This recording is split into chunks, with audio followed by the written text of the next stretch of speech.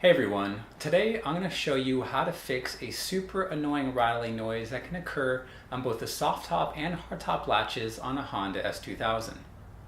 Recently I replaced the soft top latches on my AP1 daily driven Honda S2000. Now the replacement latches that came made a lot of rattling noises when I was driving over rough roads. A noise just like this.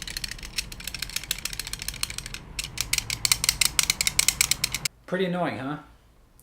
Now, if you want to check whether your car has this exact same issue, all you have to do is tap the sides of the soft top or hard top latch to see if they make a lot of noise.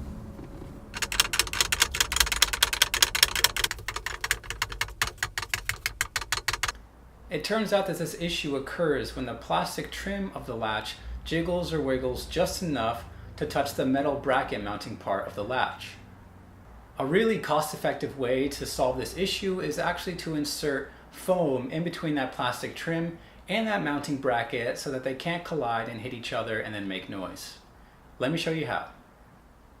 The first thing you want to do is remove the soft top latches. In order to do that, you'll have to open the soft top halfway so that you have easy access to the soft top latch.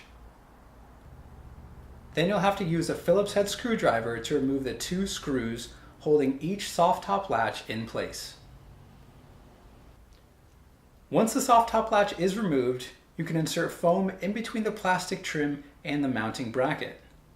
There's actually a Honda TSB that calls for something called EPT sealant, but it's quite expensive. So instead, I bought some foam weather stripping tape from Home Depot for about $3. A little bit goes a long way, so you just want to tear off a tiny amount and fit it in between the plastic trim and mounting bracket until the rattling sound doesn't occur. I found that the best tool for the job is a strong metal pick.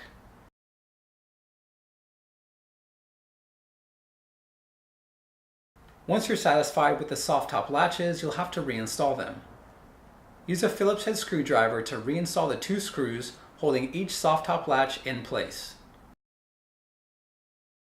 If you like this video, be sure to give it a thumbs up downstairs and smash that subscribe button if you'd like to see more. As always, feel free to leave a comment down below with a DIY you'd like to see in the future.